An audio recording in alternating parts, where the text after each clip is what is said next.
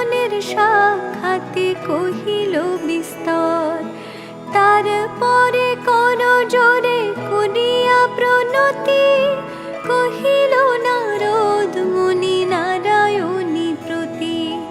কহো মাতায় কেমন তোমার বিচার, চঞ্চলা চপলা প্রায় ফিরে দ্বারে দ্বার। পলকের তরে তব নাহি কোন স্থিতি, মর্তবাসী সদা তাই ভুগিছে দুর্গতি। সতত কুক্রিয়া যত নর নারীগণ, অসহ্য যাতনা পায় দুর্ভিক্ষ ভীষণ। অন্নাভাবে শীর্ণকায় বলহীন দেহ, ক্ষুধা কষ্টে আত্মহত্যা করিতেছে কেহ।